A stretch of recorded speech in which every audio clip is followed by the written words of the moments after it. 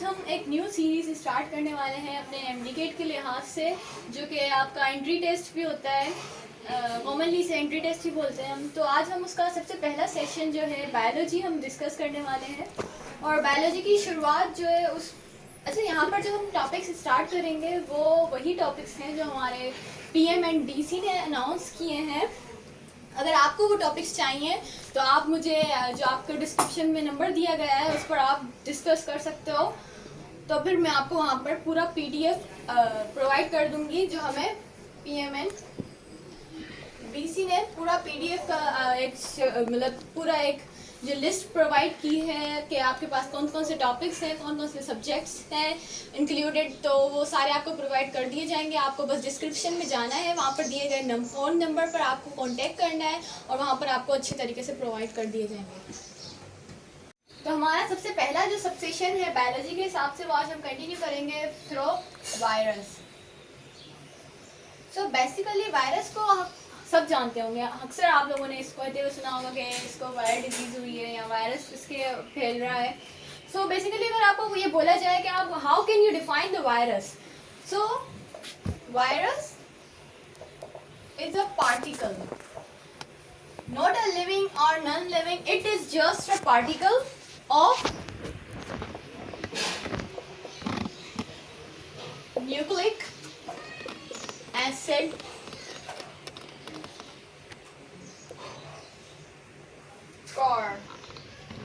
या आप इसको इनवेलप भी बोल सकते हो।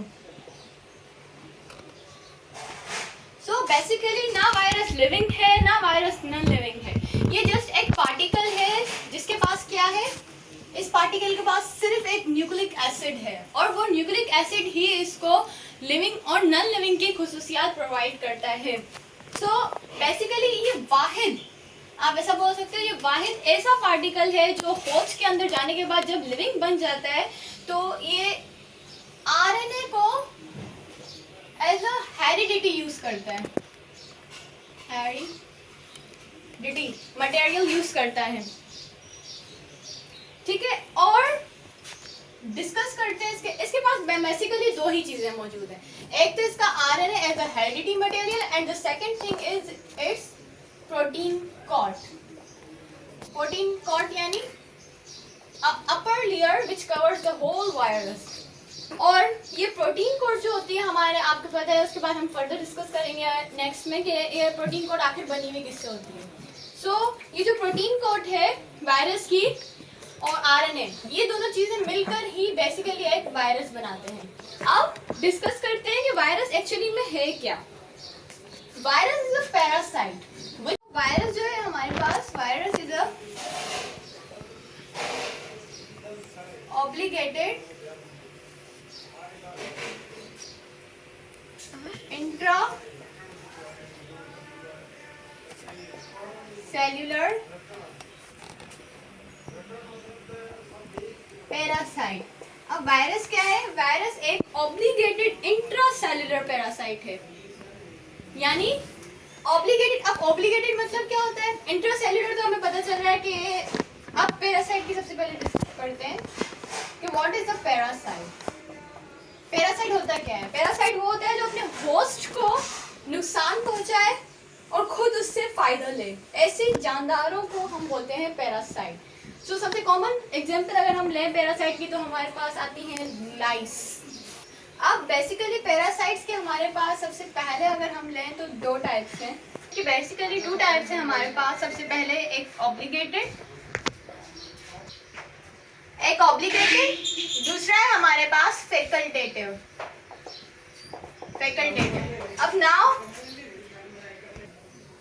अब ऑब्लिगेटेड जो होते हैं हमारे पास, they can not live, can't live without host, ये अपने होस्ट के बगैर जिंदा नहीं रह सकते। On the other hand the facultative are those parasite that can live without its host, ये अपने होस्ट के बगैर जिंदा रह सकते हैं। अब हमारे पास ऐसी कोई एग्जांपल हो जो पैरासाइट से रिलेट करती हो फैकल्टेटिव पैरासाइट से, तो अब अब जो पैरासाइट होते हैं वो हमने डिस्कस किया कि ऑब्लिगेटेड और फैकल्टेटिव होते हैं। अब जो वायरस है हमारे पास वो एक ऑब्लिगेटेड पैरासाइट है, यानी कि वो अपने होस्ट के बगैर जिंदा तस्वुर नहीं किया जा सकता। अगर वो किसी लिविंग के अंदर जब तक इन्फेक्ट ना करे उसे, तब तक वो नॉन लिविंग है। अगर वो एक होस्ट अपने होस्ट सेल के अंदर है तो वो लिविंग है, ठीक है। अब पैरासाइट को हम मजीद 2 टाइप्स में डिस्ट्रीब्यूट भी करते हैं, एक जू पैरासाइट्स, एक होते हैं फाइटोपैरासाइट्स। सो ये अपने नाम से ही आपको रिजेंबल्स दे रहे हैं कि जू यानी वो जो एक एनिमल को इन्फेक्ट करेगा। किसको करेगा? एनिमल को। और वो जो फाइटो होते हैं वो वाले पैरासाइट्स होते हैं जो प्लांट्स को इफेक्ट करते हैं। अब अगर हम डिस्कस करेंगे वायरस कौन सा है इन दोनों में से, तो वायरस दोनों है, वो जू पैरासाइट भी है, फाइटोपैरासाइट भी है। दैट्स व्हाई हमने यहाँ पर लिखा नहीं। और दूसरी बात, वो फैकल्टेटिव है या obligated, as we discuss above, कि वो एक ऑब्लिगेटेड पैरासाइट है। व्हाई? बिकॉज वो अपने होस्ट सेल के बगैर जिंदा नहीं रह सकता। अब जब वायरस का डिस्कस होता है तो हमारे पास ये 3 टर्म्स जो हैं वो मोस्ट कॉमनली डिस्कस्ड होती हैं। एक होती हैं वायरियंस, दूसरा viroids and third one is prions. अगर हम इसका एक समरी निकालें तो वायरोइड्स, वायराइड, प्राइयोन्स। वायरोइड्स क्या होते हैं? वो जो कैपेबल हों, कैपेबल यानी काबिल हों किसके लिए? अब वायरोइड्स जो होते हैं वो हम इनको बोल सकते हैं एक समरी निकाल के कि ये कैपेबल होते हैं इन्फेक्शन कॉज करने के लिए, यानी कि ये किसी और पैरासाइट की हेल्प लिए बगैर, यानी अगर कोई और आके इनको अफेक्ट करें फिर ये खुद जाए, इस तरह नहीं होते। ये डायरेक्ट अफेक्ट करने के लिए कैपेबल होते हैं। उसके बाद बारी आती है वायरॉइड्स की। इनको हम बेसिकली प्लांट वायरस भी बोलते हैं। क्यों? क्योंकि ये हमेशा प्लांट को ही अफेक्ट करेंगे और इनका जो हेरिडिटी मटेरियल है वो ऑलवेज आरएनए ही होगा। और उसके बाद हम डिस्कस करते हैं प्रायोन को। प्रायोन ये इसके पास ना कोई हेरिडिटी मटेरियल होता है ना कुछ, इसके पास सिर्फ होता है प्रोटीन कॉट, यानी कि जो फर्स्ट ईयर था जिनको हम इन्वेलप भी बोल रहे थे वो होता है इनके पास, और वही इसका हेरिडिटी मटेरियल भी होता है, हेरिडिटी मटेरियल भी होता है। तो ये वायरस की वो 3 बेसिक टर्म्स है जिनको हम अब आगे जाके एमसीक्यूज में डिस्कस भी करेंगे। तो हमने यहाँ तक वायरस का पूरा इंट्रो डिस्कस किया, जहाँ पर हमने डिस्कस किया कि वायरस पैरासाइट होता है, कौन सा पैरासाइट होता है। उसके बाद हमने उसके रिलेटेड 3 टर्म्स भी डिस्कस किए हैं, वायरियंस, वायरॉइड और प्रायोन्स। अब हम डिस्कस करने वाले हैं इसके स्ट्रक्चर के बारे में। तो इसका जो बेसिकली प्रोटीन कोट है वो किससे बना हुआ होता है? प्रोटीन कोट जो उसके ऊपर वाली लेयर को हम बोलते हैं, वो प्रोटीन कोट उसकी बनी हुई होती है कैप्सोमर्स से।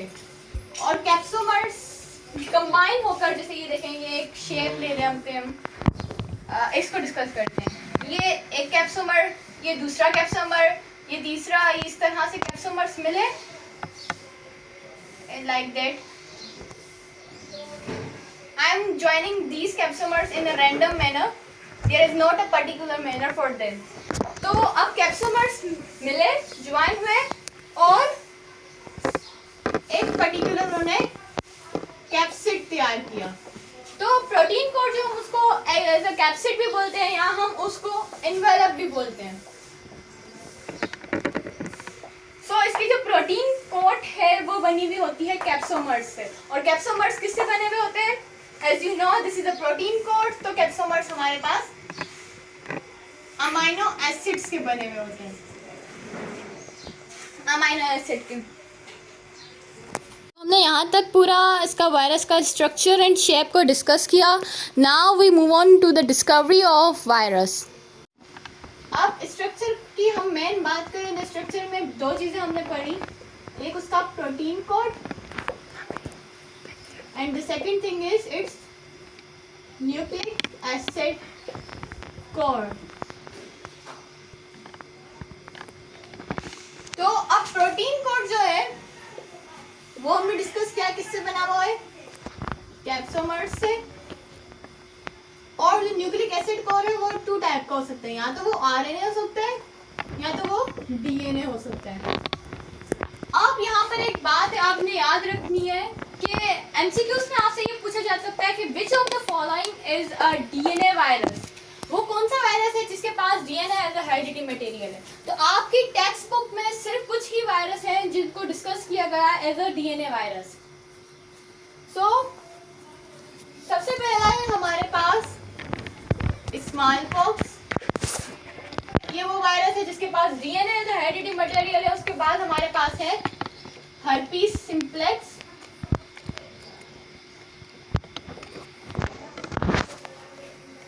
और the third one is hepatitis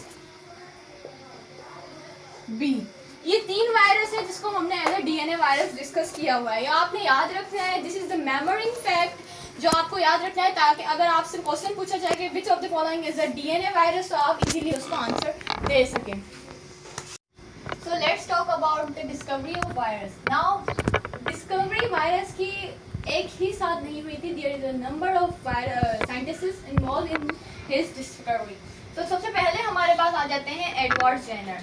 उन्होंने क्या किया था, सबसे पहले उन्होंने वैक्सीनेशन की टेक्निक इजाद की थी, किसके अगेंस्ट, काउपॉक्स वायरस के अगेंस्ट, जो कि हुआ था किसके अंदर, 8 इयर्स ओल्ड बॉय के अंदर हुआ था।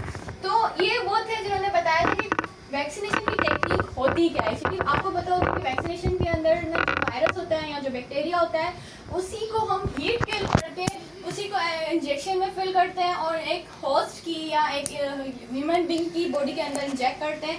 दैट्स वाई उसका जो मेटाबॉलिक सिस्टम है वो उसके अगेंस्ट एंटीबॉडीज बनाना शुरू करता है, और जब वो वायरस रियल में उसके अंदर आ जाएगा तो वो उसी दौरान ऑन द स्पॉट उसको। अब जो सेकंड है हमारे पास वो है लुईस पास्चर। लुईस पास्चर जो थे, उन्होंने जो वैक्सीनेशन टेक्निक को डिस्कवर किया गया था, उसके बाद उस टेक्निक को नाम देने वाले बंदे ये थे लुईस पास्चर। इन्होंने उस वैक्सीनेशन को के लिए ये टर्म सजेस्ट किया था एक टेक्निक के लिए कि वैक्सीनेशन इसके लिए बेस्ट टर्म होगा। नेक्स्ट है हमारे पास चार्ल्स चैम्बरलेन। इन्होंने क्या किया था, एक्चुअली उस दौर में ना, मतलब कि सबसे पहले बैक्टीरिया डिस्कवर हो चुका था, वायरस डिस्कवर नहीं हुआ था। तो बैक्टीरिया जब हो गया था डिस्कवर, तो उसके लिए इन्होंने एक फिल्टर बनाया था। उस फिल्टर में ये था कि उसमें से जब आप बैक्टीरिया को पास करोगे तो वो पास हो जाए, क्योंकि बैक्टीरिया वायरस से काफ़ी हद तक बड़ा है। तो बैक्टीरिया अब पास हो जा रहा था, लेकिन बाद में उन्होंने डिस्कवर किया कि एक पार्टिकल ऐसा है जो उस फिल्टर से पास आउट नहीं हो रहा। वो कौन थे, वो थे चार्ल्स चैम्बरलेन। उन्होंने ये सजेस्ट किया था कि बैक्टीरिया उस फिल्टर से पास हो सकता है, और उस वक्त उसने वायरस को नाम दिया था रूबीज का, और उसने ये बोला था कि रूबीज कांट। सो नेक्स्ट है हमारे पास इवानोस्का। इन्होंने क्या किया था, इन्होंने डिस्कवर किया था एजेंट जो कि टोबैगो मोज़ेक डिजीज को काज कर रहा था। उस टाइम जो टोबैगो मोज़ेक डिजीज बेसिकली वो डिजीज होती है जो प्लांट्स के अंदर होती है। इसको कॉजिंग करने वाला एजेंट, इसको कॉजिंग करने वाला एजेंट जो है वो किसने डिस्कवर किया था, वो था इवानोस्का। लास्ट में हमारे पास 2 फेमस साइंटिस्ट आते हैं, टीवार्ड एंड डी हैरले। इन दोनों ने मिलकर बैक्टीरियोफेज वायरस को फर्स्टली डिस्कवर किया था। तो बेसिकली हमारी यहाँ पर डिस्कवरी ख़त्म होती है। Now let's move to the some viral disease जो हम डिस्कस करने वाले हैं उनको, और उसमें से पर्टिकुलरली उसी ही में से एमसीक्यूज बनते हैं। So let's discuss about the disease, some common disease of the virus. तो यहाँ पर हमारे पास सारी डिजीज़ के नेम्स लिखे हुए हैं, और वहाँ पर वायरस की एबिलिटीज़ या उसकी जो सिम्टम्स हैं कि वो डीएनए है या नॉन इन्वेलप्ड है, या उसके पास प्रोटीन कोड है या नहीं है, और उसके आगे वहाँ पर लिखे हुए हैं sign and symptom related to these disease, and the 4th row contents the key points about these disease. तो अपना सबसेक्शन स्टार्ट करते हैं from the small pox virus. Small pox virus is actually the DNA and non enveloped virus, यानी कि उसके heredity material में DNA होगा और उसका जो प्रोटीन कोड है वो एब्सेंट होगा, या वो नॉन इन्वेलप्ड है। मतलब प्रोटीन कोड तो होगा लेकिन उसके ऊपर जो इन्वेलप होती है वो नहीं होगा, ठीक है। और उसके बाद उसके साइन एंड सिम्टम्स इसमें इंक्लूड है हमारे पास fluid filled vesicles are produce. Smallpox के अंदर बेसिकली जो हमारे पास वो होता है, जो पेशेंट होता है उसके फेस पर बोलो आप या उसकी पूरी बॉडी पर बोलो, एक वेसिकल्स लाइक फ्लूइड फिल्ड बिल्कुल पोर्स बनते जाते हैं, और जब वो पोर्स बिल्कुल अगर वो पोर जब उसका पानी फूटता है तो फिर वहाँ पर एक गड्ढा सा बन जाता है, और उस जैसे for suppose this is the skin epidermis, और यहाँ पर एक वेसिकल बन रहा है, ठीक है। अब जब ये वेसिकल खत्म होगा तो यहाँ पर एक पोर बन जाएगा, और ये पोर छोटे छोटे होते हैं। इसी पोर्स की वजह से इस डिजीज को नाम पड़ा है स्मॉल पॉक्स का, ठीक है। और इसके अब की पॉइंट्स की तरफ आते हैं। तो बिफोर 1980 जब ये वायरस बिल्कुल कॉमन था, इस वायरस ने बिल्कुल लार्ज अमाउंट में पीपल्स को अफेक्ट किया। क्यों? क्योंकि इसके डिजीज के पास कोई भी इलाज हमारे पास डिस्कवर नहीं हुआ था कि इसका इलाज किस तरह करना है। तो इसीलिए इसने बिफोर 1980 इसने लार्ज अमाउंट में पीपल्स को अफेक्ट किया था, ठीक है। नेक्स्ट सबसे हमारे पास है disease herpes simplex, which is commonly known as the oral herpes. क्यों? सबसे पहले तो इसके वायरस के बारे में डिस्कस करते हैं। इसके वायरस के पास होता है डीएनए, और ये एक इन्वेलप्ड वायरस है। अब आपने ये बात हम याद रखनी है कि आपसे इसी तरह सवाल किया जाता है, which of the following is DNA and enveloped virus. So आप हर्पीज सिम्प्लेक्स को उस वक्त बेस्ट ऑप्शन करार दे सकते हो। अब इसके साइन एंड सिम्टम्स के बारे में डिस्कस करते हैं। तो इसमें भी वास्कुलर लियंस बनती हैं, या आप ऐसे बोल सकते हो पोर्स। और आपका जो ये माउथ है, ये माउथ है, दिस इज योर लिप्स, ठीक है। यहाँ पर और ये नोज, यहाँ पर इसके इस तरह से बनते जाते हैं छोटे छोटे पोर्स, और ये जो पोर्स होते हैं वो पिंक कलर के होते हैं, ठीक है। और इन पिंक कलर की ये होता पूरे फेस पर भी नहीं है, जस्ट ये एपिथेलियल ऑफ लिप्स, नोज और माउथ के करीब होगा, बाकी कहीं पे भी नहीं होगा। और ये इसके तकरीबन सिम्टम्स है हर्पीज सिम्प्लेक्स के। और इसकी जो की पॉइंट आप डिस्कस करो तो ये एक नेचुरल अकरिंग वायरस है। सबसे पहले तो क्यों? क्योंकि ये किसी जेनिटल एरिया मतलब किसी भी आपको सेक्शुअल वगैरह से नहीं ट्रांसमिट होता, ये एक नेचुरल अकरिंग है, ये खुद से अफेक्ट होता है। अगर आप कोई चीज़ डायरेक्टली इंटेक करते हो जो वायरसफुल हो तो फिर ये आपको हो सकता है। और दूसरी कॉमन बात कि इसे आप ओरल हर्पीज भी बोलते हो। ओरल मतलब बकल कैविटी, ओरल कैविटी, और हर्पीज मतलब आपकी पूरी बकल कैविटी के ऊपर जो वायरस अफेक्ट करे, हर्पीज अफेक्ट करे, वो आपको इसको बोल सकते हो। So the next subsection is herpes simplex 2. herpes simplex 2 का जो वायरस होता है वो डीएनए होता है। सबसे पहले उसका हेरिडिटी मटेरियल जो होता है वो होता है डीएनए, एंड वो इन्वेलप्ड वायरस है। वो क्या है? इन्वेलप्ड वायरस है। और इसके साइन एंड सिम्टम्स के बारे में डिस्कस करते हैं। इसके वार्टी लियंस बनते हैं, या सोर्स बोलो, कोल्ड सोर्स पर। कहाँ? जेनिटल एरियाज पर। जेनिटल एरियाज मेल फीमेल दोनों के, ठीक है। और ये बेसिकली इन्फेक्ट करता है आपके आईज को भी और आपके सेंट्रल नर्वस सिस्टम को भी। इसको हम जेनिटल हर्पीज भी बोल सकते हैं। क्यों? क्योंकि ये जेनिटल एरियाज पर अफेक्ट करता है। तो ये था हमारा herpes simplex 1 and herpes simplex 2। The fourth virus is influenza virus. Influenza virus basically आप इसको कॉमनली हम नज़ला जुकाम भी बोलते हैं। और इसके जो वायरस की एबिलिटीज वो ये है कि ये आरएनए वायरस होता है, यानी इसके हेरिडिटी में आरएनए होता है, और ये नॉन एनवेलप्ड वायरस है, ठीक है।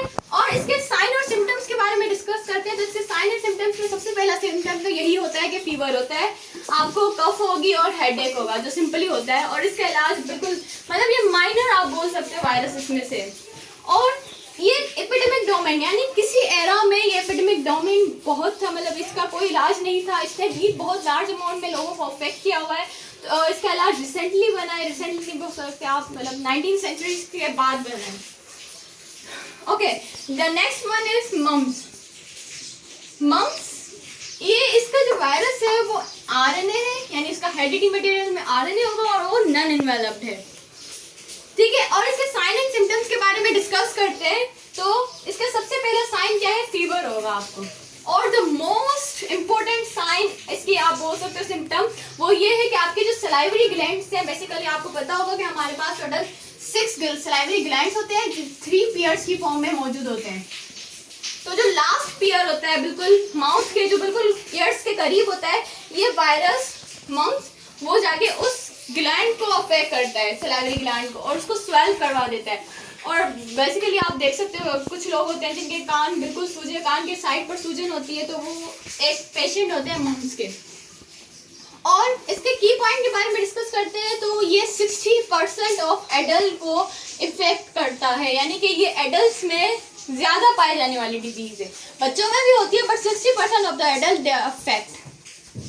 सो अब हमारे पास नेक्स्ट डिजीज़ है मीजल्स। इसको हम बेसिकली बॉडी रेशेस भी बोलते हैं।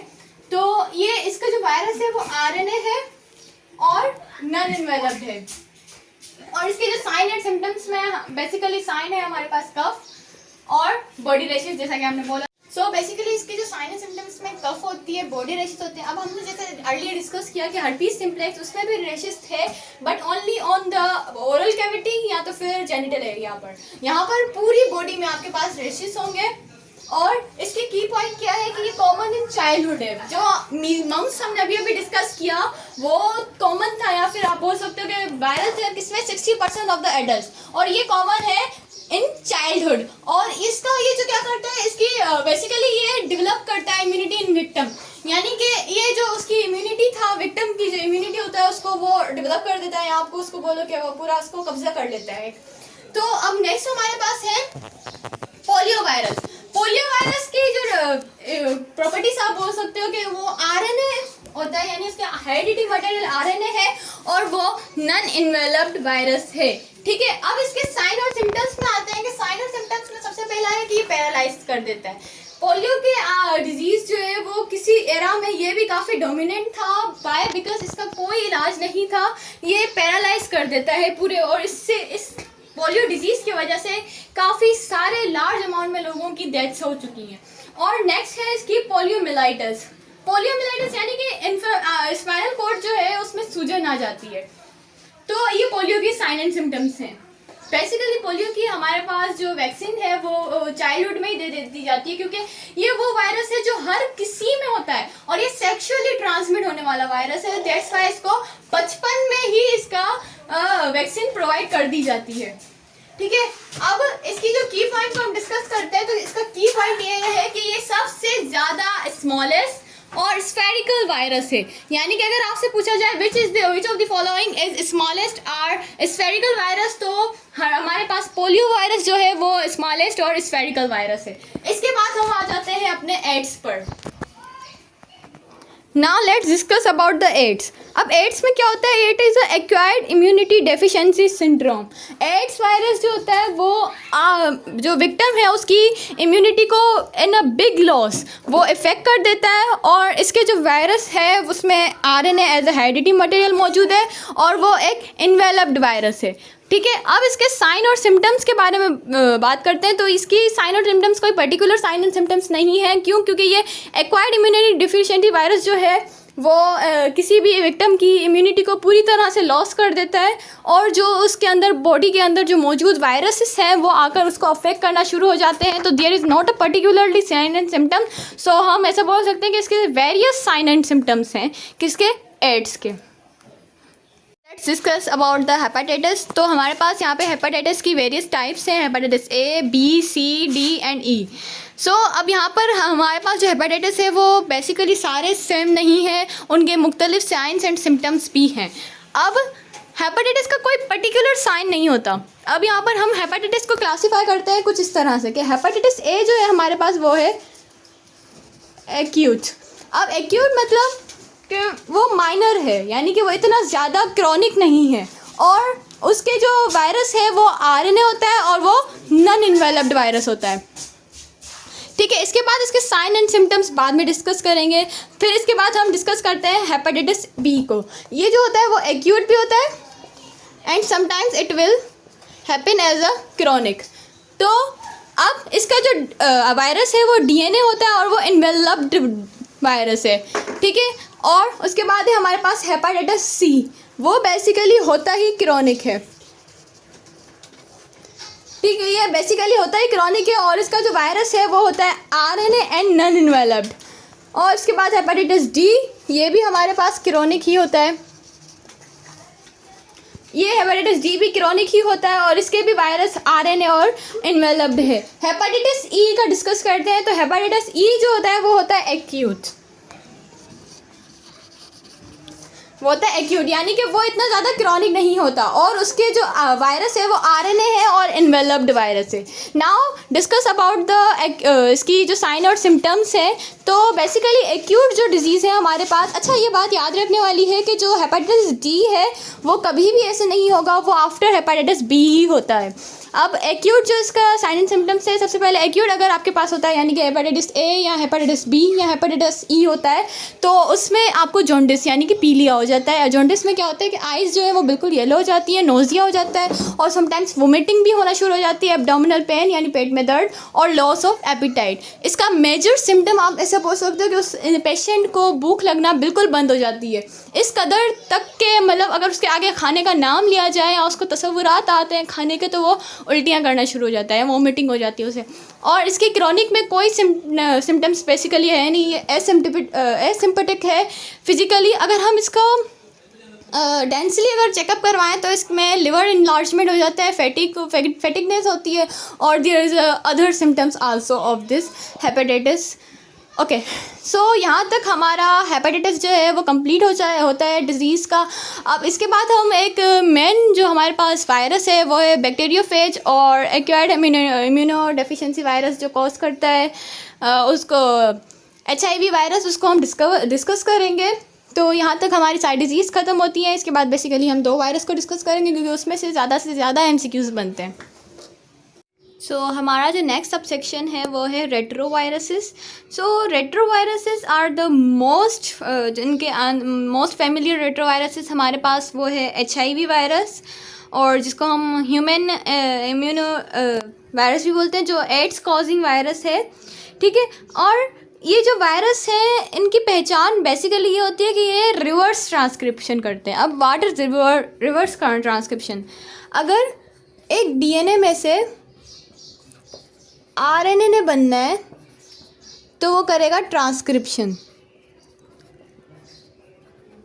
ठीक है। इन केस अगर RNA में से प्रोटीन ने बनना है, RNA में से बनना है प्रोटीन को, तो वो जो प्रोसेस होगा उसे हम बोलेंगे ट्रांसलेशन। इन केस अगर RNA में से DNA को बनना है, RNA में से DNA बनना है, सो उस प्रोसेस को अब देखो, जो DNA में से RNA बन रहा था तो हम उसे ट्रांसक्रिप्शन बोल रहे थे। अगर RNA में से DNA बनेगा यानी कि it's a reverse process of transcription ना, so it is called reverse transcription. तो अब इन जो हमारे पास मोस्ट फेमिलियर रेट्रोवायरसेस है वो है हमारा HIV virus which cause AIDS in human. ये ह्यूमन वायरस है, एक आप बोल सकते हो जू पैरासाइट है जो ह्यूमंस के अंदर एड्स कॉज करता है, ठीक है। तो इनमें से मोस्टली जो आप बोल सकते हो जो रेट्रोवायरसेस हैं मोस्टली आर ऑनवो वायरस है, यानी कि ऑनवो वायरस वो वायरस होते हैं जो एक नॉर्मल सेल, अगर किसी ह्यूमन का नॉर्मल सेल है तो वो उसको इजीली कन्वर्ट कर देंगे एक कैंसरस सेल में, यानी एक कैंसर कॉजिंग करने वाला सेल उसमें इजीली कन्वर्ट कर देंगे कौन? रेट्रोवायरसेस। तो इसका बेसिकली आप अगर बताया जाए कि रेट्रोवायरसेस हैं क्या? Retroviruses are those viruses which easily convert a viral RNA into viral DNA। अब इसकी वजह क्या है? To increase its infective ability. अब वो वायरस इसकी अपनी इन्फेक्टिव एबिलिटी को इंक्रीज़ करने के लिए अपने होस्ट के डीएनए को यूज़ करके खुद का जो आरएनए है वो उसको रिवर्स ट्रांसक्रिप्शन के दौरान डीएनए में कम्प्लीटली कन्वर्ट कर देता है। सो यहाँ पर आप देख सकते हो कि एक डीएनए को कन्वर्ट हुआ किसके वजह से, ट्रांसक्रिप्शन के दौरान, प्रोसेस के दौरान, ठीक है। उसके बाद जो आरएनए है वो कन्वर्ट होगा अमीनो एसिड की चेन में, और वो अमीनो एसिड की चेन जो है उस बनेगी through the process of translation, and after the amino acid chain it will convert itself into the protein by folding. तो ये सिंपली अमीनो एसिड की चेन फोल्ड होती जाएगी और वो एक पर्टिकुलर एक प्रोटीन बना लेगी। अब अगर ये क्वेश्चन हो कि HIV अफेक्ट किसको करता है, तो बेसिकली ये अफेक्ट करता है टी लिम्फोसाइट्स को। हम यहाँ पर लिख देते हैं कि HIV अफेक्ट द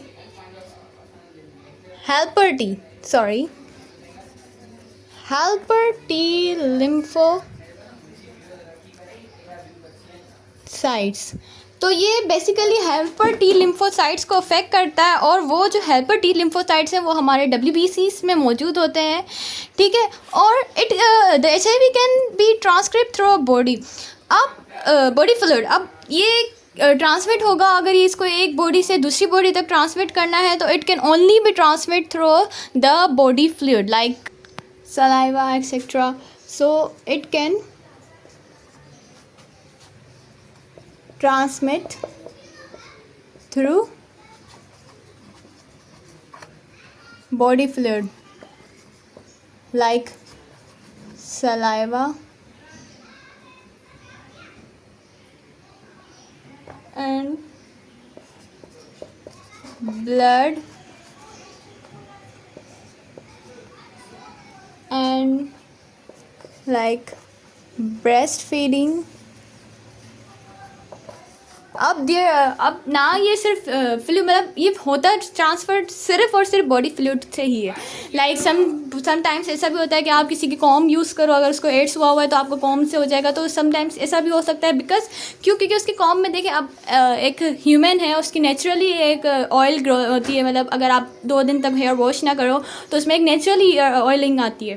तो अब ये जो ऑयलिंग है, अब ये अगर आप कॉम करोगे तो उसमें कॉम में ऑयल ज़रूर लग जाएगा कहीं ना कहीं, क्योंकि वो भी तो एक फ्लूइड ही है ना। अगर कोई दूसरा उसके एड्स वाले पेशेंट की अगर वो कॉम यूज़ करेगा तो पॉसिबिलिटीज़ है कि ये उसको उस ऑयल के थ्रू भी HIV ट्रांसमिट हो सकता है।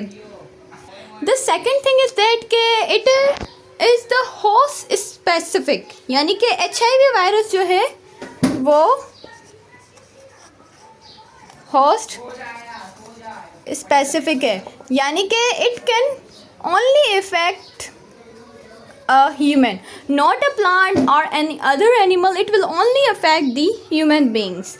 Okay, और ये मल्टीप्लाई होता है, जब ये मल्टीप्लाई हो रहा होता है ना, तो जो मतलब अगर देखें फॉर सपोज ये एक्सेप्ट ह्यूमन किसी और ऑर्गेनिजम्स की बॉडी में चला गया है, लाइक बैक्टीरिया और प्लांट और किसी और की बॉडी में चला गया, तो वो खुद को वहाँ पर मल्टीप्लाई कर सकता है, बट वो उनको नुकसान नहीं पहुँचा सकता। वाई? बिकॉज जो उनका इम्यून सिस्टम है वो इसको एबल ही नहीं करेगा कि वो इसके अंदर जाके इन्फेक्ट करे।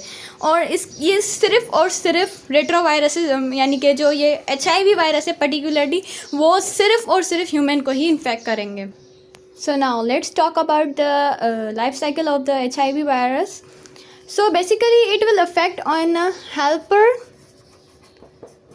T lymphocyte cell. ये अफेक्ट करेगा किसको? हेल्पर टी लिम्फोसाइट को। तो ये हेल्पर टी लिम्फोसाइट्स आपके लिए ड्रॉ किया गया है। बेसिकली यहाँ पर सबसे पहले आके फर्स्ट स्टेप इसका क्या है? Attachment. First step is attachment. यहाँ पर अटैचमेंट हुई, इसका जो प्रोटीन कोड था वो खुला, ठीक है। पहले तो सबसे पहले इसने यहाँ पर CD4 रिसेप्टर को ढूंढा। किसको? CD4 receptor. After finding the CD4 receptor it attach itself and then enter into the T helper T lymphocyte। जब ये इसने अटैचमेंट कर ली उसके बाद एंट्री भी हो गई इसकी। अब यहाँ पर ये आप देख सकते हो इसमें से आरएनए एक बाहर आएगा, अनकोटिंग होगी इसकी, और उसके बाद आरएनए जो है वो यहाँ पर आकर यहाँ पर अब इसके पास एक आरएनए ट्रांसक्रिप्टेज एंजाइम आएगा, यहाँ पर अटैच होगा और ये यूँ स्लाइडरी मोशन की उसको पूरा एक डीएनए बनाता हुआ जाएगा। अब ये किसकी वजह से हो रहा है? एक होस्ट डीएनए। अब यहाँ पर होस्ट जो है वो इसका कौन है? हेल्पर टी लिम्फोसाइट, ठीक है। और इस होस्ट की मदद से यहाँ पर रिवर्स ट्रांसक्रिप्शन होगी। आफ्टर रिवर्स ट्रांसक्रिप्शन जब ये एक वीक बॉन्डेड डीएनए बना लेगा तो वहाँ पर एक और एंजाइम की यहाँ पर हमारे पास एंट्री होगी which is DNA polymerase. DNA polymerase इस जो चेन है ये वीक बॉन्ड है तो इसको बॉन्ड को वो मजबूत करेगा और एक पर्टिकुलर डीएनए बनाएगा। अब जब ये डीएनए बन चुका है तो it will called now provirus. Why? देखें, हर रेट्रोवायरसेस आप बोल सकते हो कि प्रोवायरसेस नहीं होते, लेकिन हर प्रोवायरस जो है ना वो कन्फर्मली रेट्रोवायरस हो गया। क्यों? क्योंकि ये तभी बनता है जब आरएनए ट्रांसफ़र होता है डीएनए में। अब यहाँ पर जब आरएनए ट्रांसफ़र हो चुका है डीएनए में, अब होगी इसकी दोबारा से ट्रांसक्रिप्शन। अब ट्रांसक्रिप्शन के दौरान ये जो डीएनए बना था अब ये दोबारा आरएनए में ट्रांसफ़र होगा और 1 से 2 कॉपीज़ बन चुकी हैं और ये दोबारा लिम्फोसाइट्स को लीव करके चला जाएगा। तो बेसिकली इसने यहाँ पर जब ये लीव करके चला गया तो इसने बिल्कुल डिस्ट्रॉय कर दिया टी लिम्फोसाइट को और उसको छोड़ के चला गया। वैसे इसके क्लिनिकल फीचर्स इतने ख़ास नहीं है, लेकिन ये सेवरली हमारे पास इसके सेवरली ये नमूनिया कॉज करता है, निमोनिया कॉज करता है, ठीक है। और ये वास्कुलर कैंसर भी कॉज करता है। और इसमें बेसिकली होता है हमारे पास सडन वेट लॉस एंड जो बॉडी में जितने भी लिम्फोसाइट आपके पास मौजूद होंगे वो सारे स्वेलन हो जाएंगे, टी lymphocytes, ठीक है। और the last but not the least it will affect the general loss of immune function। Basically अगर आप इसको बोल सकते हो तो ये एक मेन कॉज है इसका, मतलब ये जो इसकी जो क्लिनिकल फीचर वो मेन यही है कि ये इम्यून सिस्टम को लॉस कर देता है। देखिए, अगर इम्यून सिस्टम होगा ही नहीं तो बाकी सारे वायरस जो बॉडी के बाहर मौजूद हैं या बॉडी के अंदर वो सारे आके इसको अफेक्ट करते जाएंगे। तो ये हमने जो अभी डिस्कस किए हैं वो सारे क्या हैं इसके clinical feature. There is not a particularly symptom और साइन फॉर दैट एड्स, तो इसको हम बेसिकली ऐसे भी डिस्कस करते हैं। तो ये हमारा यहाँ तक रेट्रोवायरस जो HIV वायरस था वो यहाँ पर ख़त्म हुआ है। इसके बाद हम एक मोस्ट फेमस एक और वायरस जो है हमारे पास बैक्टीरियोफेज वायरस, उसको डिस्कस करेंगे। Now let's discuss about the bacteriophage virus. इसको हम बैक्टीरिया ईटर भी बोलते हैं, bacteria eater. Why? Because it is the virus which affect only the bacteria. It is also called the host specific virus. अब जो virus ये है वो तो अफेक्ट करेगा बैक्टीरिया को सिर्फ, और उसके अंदर ये एक और चीज़ कॉज भी करता है, it affect bacteria and cause lysis. ये उसके अंदर लाइसिस भी परफॉर्म करता है, यानी कि अब लाइसिस को हम डिस्कस करने वाले हैं। ये उसकी एक लाइफ साइकिल है, ठीक है। बेसिकली अगर हम इसके स्ट्रक्चर के बारे में डिस्कस करेंगे तो इसका जो हेड होता है वो होता है hexagonal, like that. It has a collar.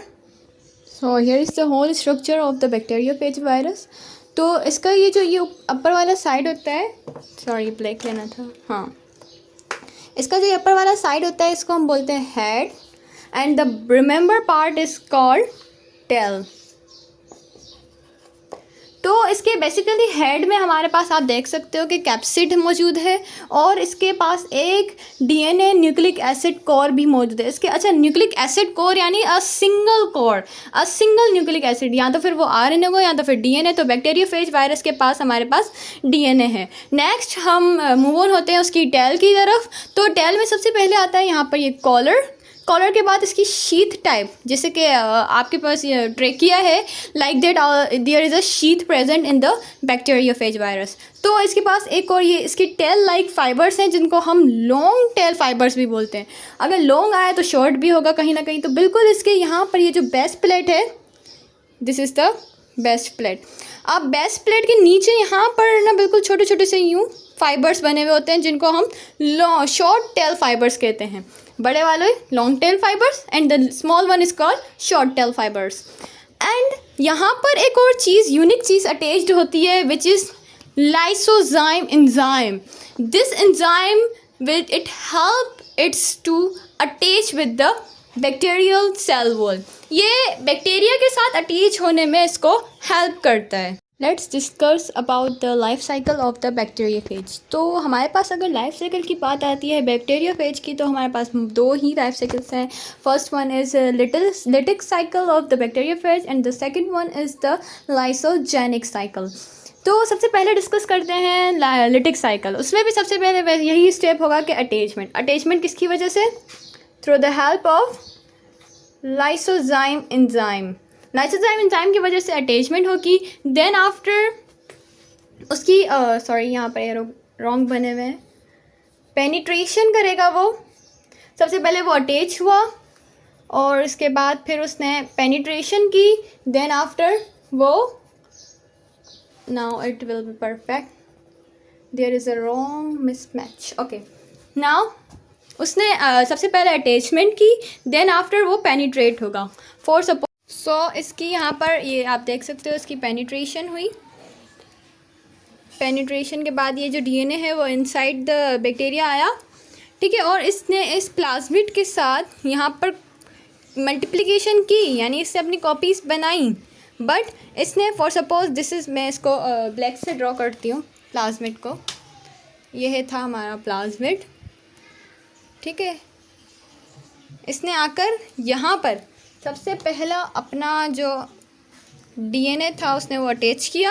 Then जब उसकी ने कॉपीज़ बनाई तो एक स्ट्रैंड थी उसकी खुद की and the second strand was of bacteria. और सेकंड इसने यही किया, एक इसकी खुद की strand and the second strand is of bacteria. तो इसने यहाँ पर स्ट्रे लिया फॉर द सेवरल जनरेशन, यानी कि बैक्टीरिया अपनी कॉपीज़ बनाता गया, ठीक है। बैक्टीरिया अपनी कॉपीज़ जब बनाता रहा तो ये अब बैक्टीरिया के साथ साथ ही डिवाइड होता रहा। अब देखें कुछ कंडीशन, क्रिटिकल कंडीशन ऐसी भी बन सकती हैं कि मतलब इसको कोई एटमॉस्फेयर ना मिला हो, या इसकी हैबिटेट को कोई इफेक्ट हुआ हो, या इसको कोई न्यूट्रिशन ना मिला हो। तो जब इस वायरस को ये पता चलता है कि अब वो बेचारा बिल्कुल कंगला पड़ चुका है, तो फिर वो उसी वक्त उसको लीव करता है और उसकी लाइसिस करके, अब यहाँ पर लाइसिस नहीं होगी, यहाँ पर होती है इंडक्शन। यहाँ पर ये बाहर आ जाएगा। अब मैंने इसको इंडक्शन का नाम क्यों दिया? ओके, ये बाहर आ जाएंगी इसकी मल्टीपल कॉपीज़। तो अब हमने यहाँ पर इसको इंडक्शन का नाम इसीलिए दिया था क्योंकि यहाँ पर आप नोट कर सकते हो कि ये जो इसका बैक्टीरियल डीएनए और वायरल डीएनए दोनों मिक्स हुए थे, तो यहाँ पर इंडक्शन हो जाती है, यानी कि वो without getting separation, without getting bacterial DNA वो उसको सेपरेट कर देता है और फिर अपनी खुद का डीएनए लेकर बाहर आ जाता है, यानी कि वो बैक्टीरिया के डीएनए को भी वहीं छोड़कर आ जाता है। यानी उसको तबाह किया, बल्कि उसके साथ साथ उसको पूरा बर्बाद भी कर दिया। तो this is called the host case relationship, यानी कि जब तक वायरस को फ़ायदा था उससे, वो उसके पास था, जैसे ही उसका फ़ायदा ख़त्म हुआ उसने उसको तोड़ा, छोड़ा और चला गया। तो basically this is called induction. Induction क्या थी हमारे पास? It is a separation of viral DNA and bacterial DNA, या आप इसको प्लाज्मिड बोलो तो ज़्यादा बेहतर रहेगा, ठीक है। तो दोनों की सेपरेशन होगी, तो this is the process of induction. इसको हम ब्रिज लाइन भी बोलते हैं between lytic and lysogenic cycle. तो आपको अगर पूछा जाए एमसीक्यूज में कि which of the following is the bridge in process, between the lytic and lysogenic cycle, तो आप उसको करेक्ट आंसर कर सकते हो through the induction. Why? Because induction is the only process which is the bridge. अब देखें यहाँ पर जो निकलेगा वो लाइसिस करके निकलेगा, यानी कि उसके पास जो एक स्ट्रैंड है वो बैक्टीरिया की भी होगी यहाँ पर, लेकिन जो लाइसोजेनिक साइकिल के दौरान जो निकल रहा है वहाँ पर जो उसकी आप बोल सकते हो कि अपने वायरल डीएनए के साथ ही वो निकलेगा, वायरल और बैक्टीरियल डीएनए को वहीं पर ही छोड़ कर आ जाएगा. तो this is the lysogenic cycle and lytic cycle. तो अब देखें, for suppose this is a bacteria and it is a bacteriophage virus with a single DNA core. ठीक है, अब यहाँ पर ये सबसे पहला स्टेप करेगा, कौन सा था वो, हमारे पास अटैचमेंट, देन इसकी होगी पेनिट्रेशन. ठीक है, अब पेनिट्रेशन में क्या होगा, इसके जो DNA है वो पेनिट्रेट हो जाएगा. सबसे पहले इसके यहाँ पर अटैचमेंट हुई. अटैचमेंट किसकी वजह से हुई? अटैचमेंट लाइसोजाइम एंजाइम की वजह से, एंजाइम की वजह से, लाइसोजाइम एंजाइम की वजह से हुई इसकी अटैचमेंट. देन आफ्टर इसकी पेनिट्रेशन होगी, जब डीएनए अंदर चला गया तो यहाँ पर इस बैक्टीरिया का जो एक्स्ट्रा सर्कुलर डीएनए है जिसको हम प्लाज्मिड भी बोलते हैं, तो ये जाके इस प्लाज्मिड को इन्फेक्ट करेगा और यहाँ पर ये अपना मल्टीप्लिकेशन करवाएगा. तो मल्टीप्लिकेशन जब हो जाएगी तो यहाँ पे मुख्तलिफ बैक्टीरियोफेज बनना शुरू हो जाएंगे. ठीक है, अब हो गई मल्टीप्लिकेशन हो गई. ठीक है, मल्टीप्लिकेशन के बाद जो हमारा नेक्स्ट स्टेप है वो है लाइसिस. लाइसिस यानी अब वो इसकी जो ये सेल वॉल है उसको रैप्चर कर देगा और लाइसिस करके यहाँ से ये अपने बैक्टीरियोफेज बाहर आ जाएंगे सब. ठीक है, तो ये आउटसाइड निकल जाएंगे यहाँ से सेल वॉल को रैप्चर करके. तो ये थी हमारी लिटिक साइकिल. ये देखें, ये है एक direct attack, but lysogenic cycle is not a direct attack as like the lytic cycle. आप ऐसे बोल सकते हो ये होस्ट गेस्ट रिलेशनशिप है. इसको हम होस्ट गेस्ट रिलेशनशिप भी बोल सकते हैं.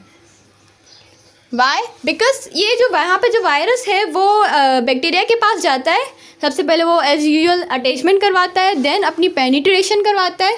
ठीक है, और बाद में वो एक प्रोफेज के तौर पर एक करता है. अब प्रोफेज यानी देखें, for suppose this is a bacteria, यहाँ पे आया बैक्टीरियोफेज वायरस, बहुत ही बुरा बना है कोई, जस्ट इग्नोर. ओके, यहाँ पर ये है इसका एक्स्ट्रा सेलुलर प्लाज्मिड, यहाँ पर आया, यहाँ पर इसकी पेनिट्रेशन हुई. अब यहाँ पर आफ्टर ये आप देख सकते हो यहाँ पर हमारा बैक्टीरियोफेज ख़त्म होता है और वायरस का पूरा सबसेक्शन भी ख़त्म होता है. अगर आपको इस वीडियो से थोड़ी भी हेल्प मिली हो तो आप भी बिल्कुल बेशक हमारी हेल्प कीजिएगा थ्रू द सब्सक्राइब करके और लाइक करके. ठीक है, और इसके जो रिलेटेड MCQs हैं वो आपको नेक्स्ट वीडियो में बिल्कुल प्रोवाइड कर दिए जाएंगे. एंड जज़ाकल्लाह एंड कीप वॉचिंग. अल्लाह हाफ़िज़.